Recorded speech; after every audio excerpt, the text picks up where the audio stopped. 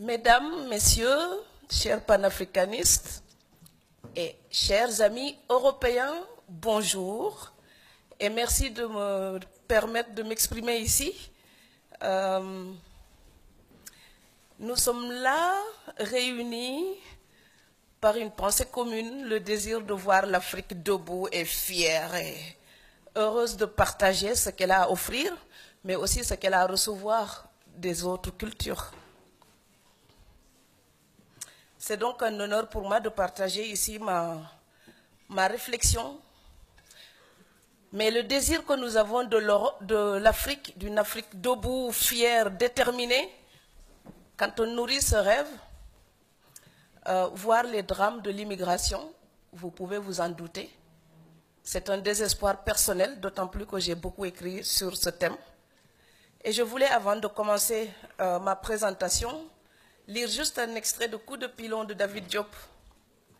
Parce que malgré l'image désastreuse de l'Afrique que nous avons aujourd'hui, je continue à penser à la réponse dans son poème Afrique. Quand David Diop interroge l'Afrique, l'Afrique répond: Fils impétueux, cet arbre robuste et jeune, cet arbre là-bas, splendidement seul au milieu de fleurs blanches et fanées. C'est l'Afrique, ton Afrique, qui repousse patiemment, obstinément, et dont les fruits ont peu à peu l'amère saveur de la liberté.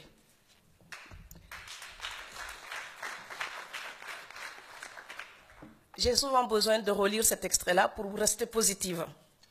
Parce que malgré les drames, il nous faut relever la tête, râler, déplorer, mais aussi essayer de proposer des perspectives. Le titre de ma communication, c'est « Drame de l'immigration, la responsabilité africaine et l'hégémonie européenne ».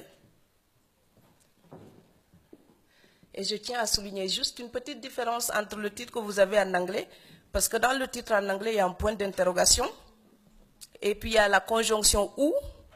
Donc, oh, c'est une nuance de taille, parce que pour moi, ici, l'un n'empêche pas l'autre. Donc, parler de l'hégémonie européenne n'empêche pas d'évoquer les responsabilités de l'Afrique. Donc, je préfère garder mon sujet en français avec l'hégémonie de l'Europe et les responsabilités africaines. Donc, pour moi, situer les responsabilités ne suffit pas. Il faut aussi penser aux nouvelles perspectives. Parler des responsabilités de l'Afrique ne peut pas dédouaner l'Europe, mais indexer l'hégémonie de l'Europe ne permet pas non plus de dédouaner l'Afrique. Dans le titre également en anglais, vous avez réfugiés, donc au pluriel. Tous les immigrants, tous ceux qui sont là sur les plages de la Méditerranée, ce ne sont pas tous des réfugiés. Il y a des réfugiés, certes, mais il y a aussi des migrants économiques. Et là encore, il y a une différence juridique, parce que si les réfugiés, eux, peuvent évoquer la Convention de Genève relative au droit d'asile, les immigrants économiques, eux, restent dans une zone grise et ils n'ont pour argument que leur désespoir. Si on distingue ces deux groupes-là, on est obligé de penser au droit international. Parce que pour les immigrants économiques, une analyse simpliste nous dirait simplement « Oh, ils veulent venir en Europe. Ils n'ont qu'à respecter le droit international relatif au franchissement des frontières. » Mais interroger l'application de ce droit international, c'est justement mettre le doigt sur l'hégémonie de l'Europe dans ses relations avec l'Afrique. Donc, je vais juste dessiner quelques petites lignes qui marquent cette hégémonie, qui traduisent cette hégémonie de l'Europe. Selon l'article 13 de la Déclaration des droits de l'homme, toute personne a le droit de circuler librement et de choisir sa résidence à l'intérieur d'un État. Et l'alinéa 2 complète, toute personne a le droit de quitter tout pays, y compris le sien, et de revenir dans son pays. C'est ce que dit la Déclaration universelle des droits de l'homme. Est-ce que votre quotidien vous montre l'application concrète de cela? Donc les inégalités dans l'application du droit à circuler librement sont évidentes. Si on est honnête, on doit simplement dire que ce droit, seuls les ressortissants des pays riches en jouissent pleinement. Je pense que tous mes amis français peuvent circuler et visiter toute l'Afrique. L'inverse n'est pas vrai pour les Africains. Les maisons les plus riches sont les plus gardées. Cela frappe le bon sens. Donc si nous appliquons cette théorie aux États, ça voudrait dire que l'Europe se barricade pour jalousement garder sa prospérité. Nous avons donc les immigrés qui sont les intrus, les indésirables contre lesquels on dresse des barbelés à Ceuta et Melilla. De nombreux accords politiques permettent à l'Europe d'utiliser les pays d'Afrique du Nord comme le premier cordon sécuritaire. Je vis en Europe depuis 1994 et j'ai vu le carcan administratif devenir de plus en plus serré. Et je suis désolée pour les interprètes parce que parfois je parle comme une mitraillette.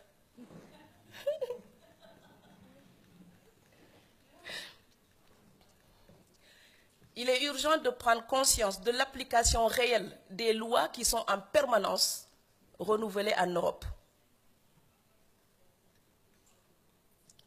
Par rapport à tous les étrangers, pas seulement les Africains, tous les étrangers. Donc au nom de la souveraineté des États, on n'hésite plus à sacrifier les droits des étrangers. Les contrôles aux faciès existent dans tous les pays européens. Je sais que ça met mal à l'aise nos amis européens, mais c'est la vérité. Et j'ai l'occasion de le vérifier souvent. Quand je suis dans un train, les contrôleurs, si la police entre, je pense que ma tête et un chocolat souriant, ça fait clignotant. Attrapez-moi, attrapez-moi, attrapez-moi.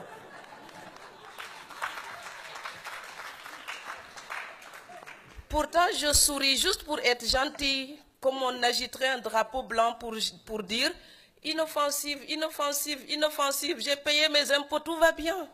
Non, ils viennent toujours voir si je ne vais pas voler la tarte à la crème. Et c'est très vexant, parce que être noir, ça ne veut pas dire être moins digne de confiance. En fin 2008, le ministre français de l'immigration et de l'identité nationale s'est enorgueilli d'avoir expulsé, tenez-vous bien, 30 000 personnes, soit 2 500 par mois, ce qui représente 83 personnes persécutées par jour. J'utilise le mot persécuté à dessein, parce qu'avant d'être expulsé, il y a d'abord toute la torture du cheminement pour les papiers. Et on a l'espoir qui se dégrade, qui se dégrade, qui se dégrade, jusqu'au moment où vous avez le fameux papier. Vous savez comment il s'appelle? Invitation à quitter la France. Les oxymores en poésie, c'est magnifique, mais quand c'est appliqué à votre vie, c'est terrible. Des associations comme Réseau d'éducation sans frontières ont essayé de protéger des enfants menacés d'expulsion, des enfants scolarisés menacés d'expulsion. Là encore, une question se pose. Que fait-on de la Déclaration des droits de l'homme, du principe de l'irresponsabilité juridique des enfants et de leur droit à l'instruction? Parce que les parents soient sans papier, c'est un fait, mais ça n'annule pas les droits des enfants. Et les enfants ne peuvent pas être coupables par contagion. Donc les nouvelles conditions imposées aux demandeurs de papier exigent aussi une bonne connaissance, par exemple, du français, l'apprentissage de l'hymne national et de l'histoire de France. On appelle ça des mesures d'intégration.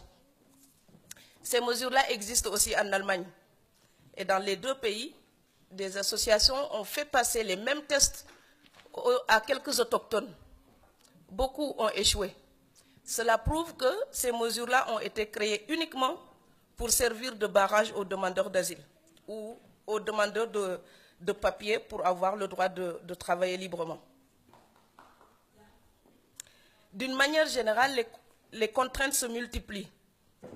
Donc, beaucoup de pays ont rallongé la durée de rétention des immigrés irréguliers et pour accélérer les procédures d'expulsion, on a réduit le temps accordé pour faire appel quand une demande a été rejetée. Toutes ces choses-là sont des petits détails cachés. Souvent, les gens s'en rendent compte quand ils sont confrontés au problème, pas avant. Donc, je suis étonnée, parfois mes amis français découvrent ça quand on en discute et ils n'en ont jamais entendu parler, par exemple. Cette situation nous démontre combien les frontières économiques conditionnent l'application du droit à circuler librement. Cela veut dire que la protection économique des États riches annule pratiquement le respect des droits humains. Alors, il faut le répéter parce que l'Europe est toujours là à donner des leçons à la terre entière. Donc, il faut aussi convoquer l'Europe sur ses propres principes.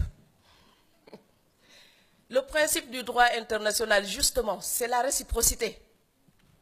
Donc, il n'y a aucune raison que les ressortissants européens puissent circuler librement dans le monde et que l'inverse ne soit pas possible pour les citoyens qu'ils visitent. L'Afrique ne peut pas être un zoo exotique pour l'Europe, où les Africains seraient enfermés et ne pourraient pas sortir, et les Européens peuvent venir nous observer comme dans une éprouvette. Ce ne sera pas longtemps acceptable.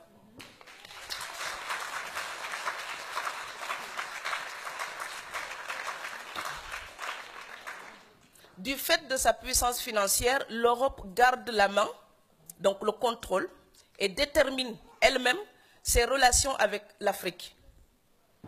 Donc, que vaut l'indépendance administrative sans indépendance économique? C'est la question que je me pose et c'est la question que l'immigration nous pose. C'est quoi être indépendant en Afrique quand on n'est pas libre de rêver son avenir dans son propre pays? C'est quoi l'indépendance territoriale, politique, administrative, quand on n'a pas l'indépendance économique, puisque avec l'application des lois, comme je viens de vous le dire, l'application de ces lois devient une résultante de la situation économique. Vous venez du Canada, vous voulez vous installer en France, vous n'êtes pas immigré, vous êtes expatrié. Vous êtes français, vous allez au Gabon, vous êtes expatrié. Mais vous êtes sénégalais, même si vous êtes millionnaire, vous venez en Allemagne ou en France, vous êtes immigré.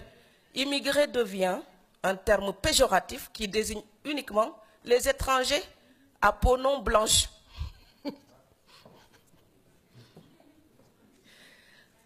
Donc l'indépendance de l'Afrique ne pourra jamais être effective sans son indépendance économique.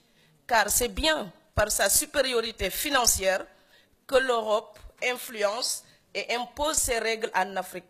L'Europe influence le marché.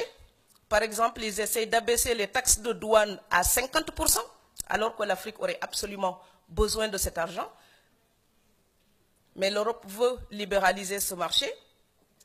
C'est aussi par cette puissance financière qu'aujourd'hui encore souvent des entreprises européennes financent des partis politiques en Afrique, donc ils influencent le choix de nos dirigeants.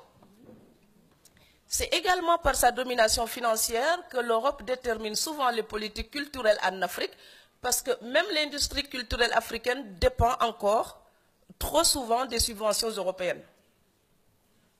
Si vous prenez pour l'édition, par exemple, si vous êtes africain, vous voulez être lu au Japon et au Canada, il vaut mieux publier en Europe, pas en Afrique. C'est la vérité. C'est triste, mais c'est la vérité.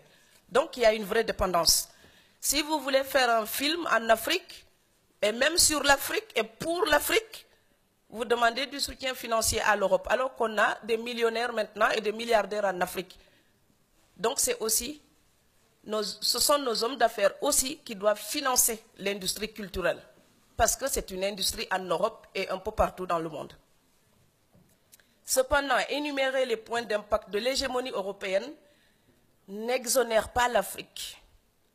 Et le corollaire de l'indépendance, c'est la responsabilité. Donc, de deux choses l'une.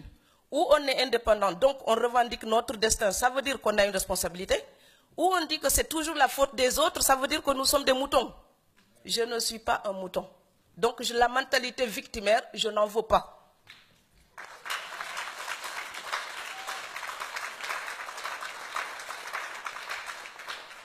Pour moi, parler des responsabilités de l'Afrique, c'est évidemment chercher des perspectives.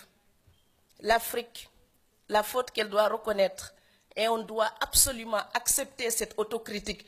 L'Afrique a trop longtemps gardé son complexe colonial, regardant l'Europe non comme un partenaire de négociation, mais comme un maître dont on accepte à la fois le secours, mais aussi le mépris.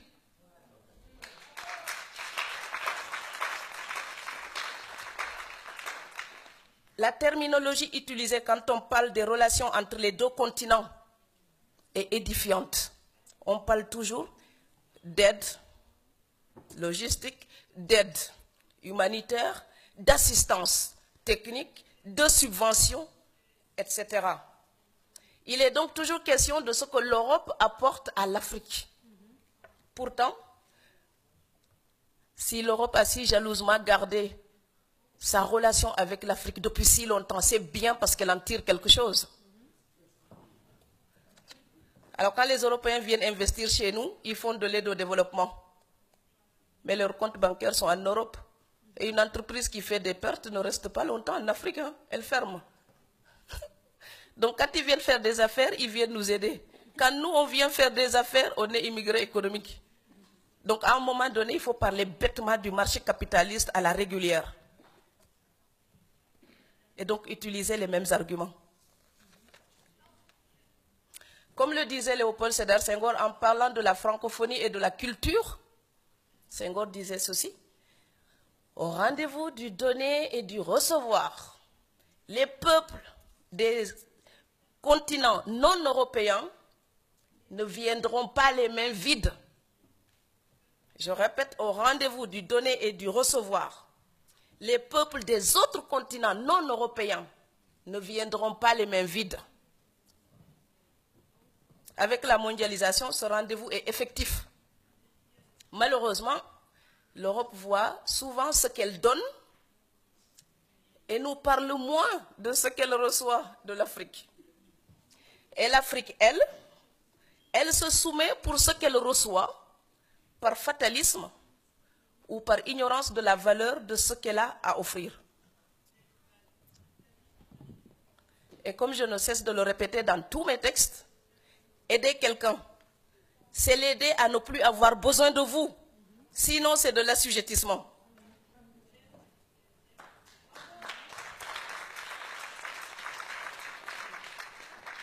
L'aide apaise la conscience des donateurs et soulage momentanément les bénéficiaires. Mais elle ne garantit l'autonomie à personne. L'Afrique ne peut pas tout attendre de l'Europe. Et moi, j'en ai assez quand je parle avec des Africains. Souvent, on me dit, l'Europe doit nous aider, l'Europe doit nous aider. C'est comme si j'étais dans la maison de mon père et je dis que le voisin doit me nourrir.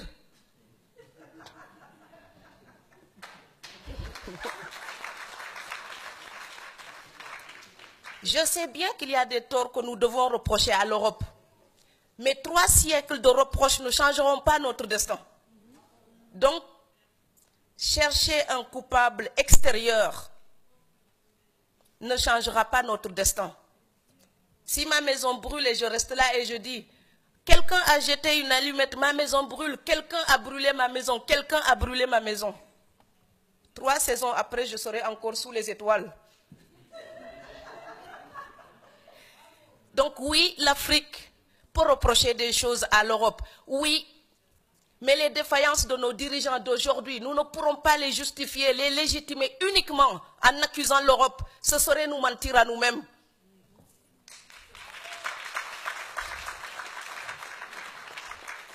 Nous sommes en Allemagne. Ce pays, après la guerre, était démoli, un tas de pierres. Aujourd'hui, on a des frères qui risquent leur vie pour y vivre. C'est parce que les Allemands ont travaillé pour ça. On ne peut pas seulement les accuser, on peut aussi prendre un exemple sur eux. Et je sais que quand on fait une autocritique à l'Afrique, les gens n'aiment pas.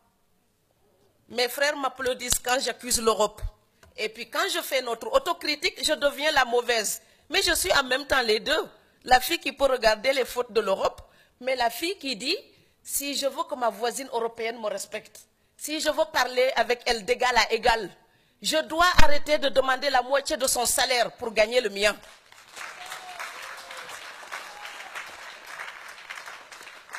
En ce moment, on parle beaucoup du partenariat Europe-Afrique. Ça passera par une révolution des mentalités. Celui à qui vous demandez la charité Vous ne pouvez pas le tutoyer.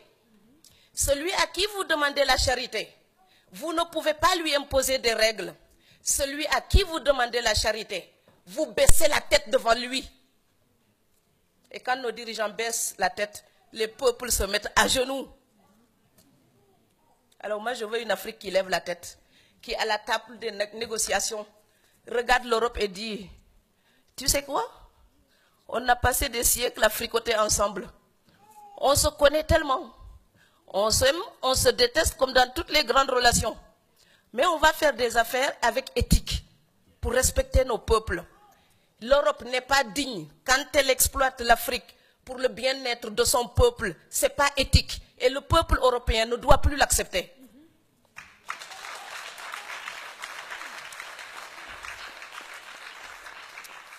Et l'Afrique n'est pas digne quand elle se plaint tout le temps et que le peu de richesse qu'elle a, certains l'utilisent pour leur propre compte et laissent le peuple démuni.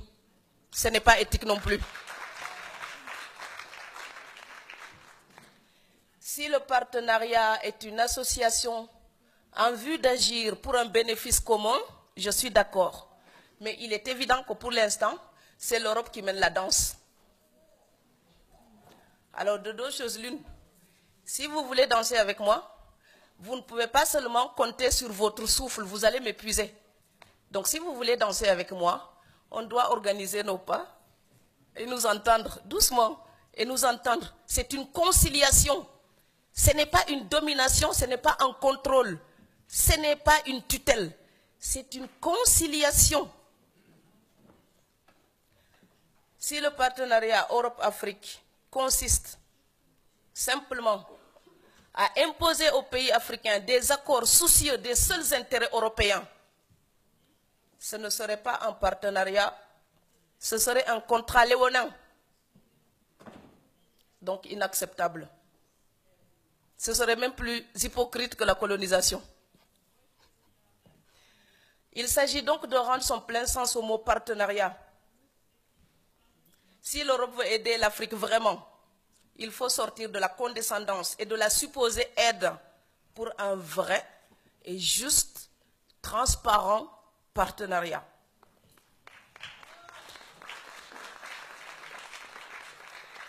Et l'Afrique a son rôle à jouer dans cette quête de perspective. Alors que doit-elle faire? Vous savez, je ne suis pas économiste, hein, moi je suis... Qu'est-ce que je suis déjà? Une rêveuse. Je cherche de la musique dans les mots et il m'arrive parfois d'avoir une petite idée. Donc j'en ai quelques-unes ici. Peut-être que 10 sont mauvaises et qu'il y en a une de valable. J'aimerais bien que vous la gardiez dans ce cas-là. En tout cas, j'essaye de faire mon possible pour réfléchir tout le temps à la quête de solutions. Selon cette petite recherche, je pense donc que Descartes existe. Ok. Et selon Descartes, la pensée que nous appliquons, nous pouvons aussi la rendre réflexive. Dans mon autocritique d'africaine, parce que je ne veux pas toujours accuser les autres, je me demande qu'est-ce qu'on peut faire là-bas en Afrique, chez nous, avec notre petite réflexion, qu'est-ce qu'on peut faire pour changer quelque chose. Alors je pense que l'Afrique doit prendre la main quant à la gestion de ses matières premières. L'Afrique doit fixer le prix de ses matières premières. Elle doit fixer son prix au lieu de subir le diktat des acheteurs. Vous savez, c'est très simple. Quand vous allez acheter un jean ou une baguette de pain, ce n'est pas vous qui fixez le prix. Vraiment, vous payez le prix que le vendeur vous demande. Vous êtes d'accord ou vous n'êtes pas d'accord. Mais vous n'arrivez pas en fixant le prix du bien que vous désirez. C'est le propriétaire qui fixe son prix. Et tout le pouvoir de la relation est dans cette décision du prix. Celui qui fixe le prix, c'est le maître. Celui qui a son bien devrait être le maître de la transaction. Donc l'Afrique doit se respecter. Dans le contexte économique d'un monde globalisé, l'Afrique doit se libérer donc des précarés historiques et jouer franchement la concurrence. Vous savez, le capitalisme est cynique. Je ne l'aime pas, j'y peux rien, mais je dois survivre avec. Alors l'Afrique, elle l'aime ou elle ne l'aime pas, mais elle doit survivre dans le capitalisme. Et le capitalisme est cynique. Donc, ok, si je veux un sac de riz et que le prix que la France me paye n'est pas suffisant, mais si l'Allemagne me paye plus cher, je vends mon sac de ma matière première pour nourrir ma famille. Donc, parce que les anciens colonisateurs n'hésitent pas à jouer cette concurrence entre les pays africains. Alors, pourquoi les pays africains n'utiliseraient pas la même concurrence pour écouler leurs matières premières? Ça permettrait d'élever le prix, par exemple. L'Afrique doit exiger aussi plus de transparence des multinationales et surtout le paiement des impôts que ces multinationales sont censées apporter au pays. Il est quasi impossible d'obtenir des chiffres des bénéfices que les multinationales réalisent en Afrique. Alors, celui des impôts qu'elles sont censées payer est encore plus mystérieux. D'après l'économiste français Thomas Piketty dit ceci: l'Europe, au lieu de se donner bonne conscience avec des flux d'aide au développement, devrait contraindre les multinationales à cet exercice de transparence. Cette option générale mine la confiance en l'État en même temps qu'elle le prive de ressources indispensables au développement.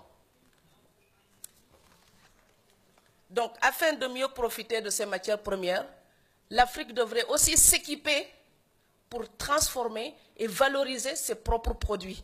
Vous savez, je trouve révoltant une chose. Les enfants de Munich mangent plus de chocolat que les enfants d'Abidjan. Pourtant, je n'ai pas vu de cacaoyer en Allemagne.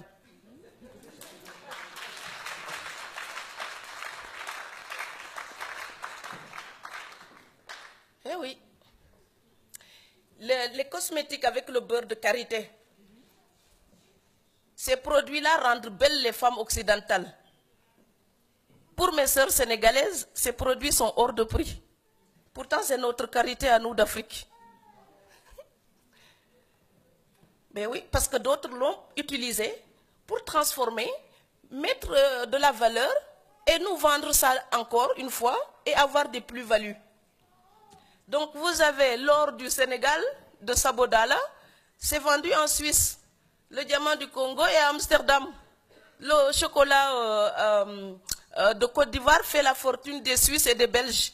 Mais qu'est-ce que l'Afrique tire de ses propres ressources? Donc, valoriser ce que nous avons et ne pas racheter les produits finis qui viennent de chez nous. Alors, l'exemple, c'est comme si quelqu'un prenait mon maïs et revient me vendre un sac de farine. Et je ne peux pas le payer et mes enfants meurent de faim. Pourtant, j'ai produit du maïs. C'est quand même bête.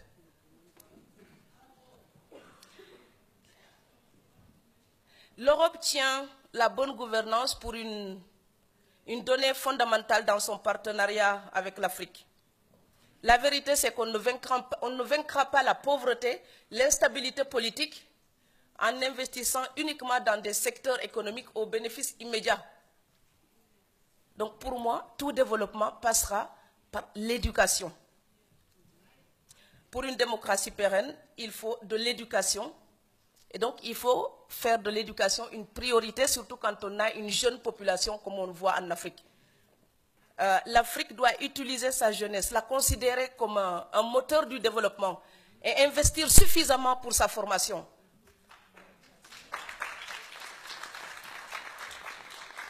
Dans beaucoup de pays africains, l'éducation n'est pas considérée comme une priorité. Elle devrait être obligatoire jusqu'à 16 ans. En 2008 ou 2006, j'ai eu l'occasion de faire un tour dans plein de pays africains, y compris en Allemagne. Et le président Oscolaire soutenait cette initiative. Il faut que l'Afrique mette l'école obligatoire jusqu'à 16 ans. Parce que les jeunes qui ne vont pas à l'université, par exemple, pourraient ainsi avoir un socle commun et suivre des formations diplômantes et être de vrais professionnels. Le drame de l'Afrique, c'est que l'Afrique agit toujours en amateur. En amateur pour la peinture, pour la musique, pour la littérature, ça va. Mais amateur pour l'ingénierie pointue, pour le devenir de l'Afrique, pour l'éducation de la jeunesse, agir en amateur, c'est un crime. L'Afrique doit se professionnaliser.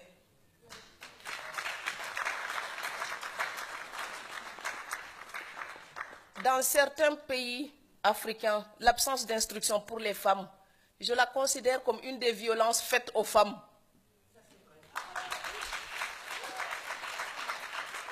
je la considère également comme une plaie de la démocratie. Vous savez, pour défendre la démocratie, il faut connaître ses droits. Pour respecter les droits du voisin, il faut les connaître. La seule manière de les connaître, c'est l'éducation. Instruire les femmes, c'est leur donner la capacité de mieux éduquer leurs enfants. C'est donc former la jeunesse africaine. C'est un cercle.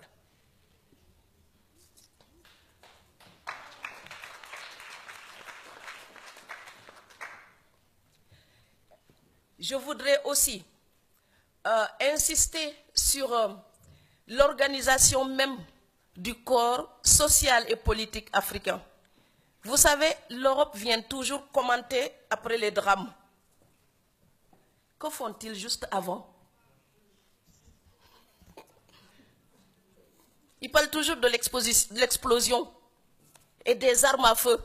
Il n'y a aucune usine d'armes à feu en Afrique. Donc si on s'entretue, c'est parce que ça fait de l'argent pour l'Europe. Il faut que ça s'arrête.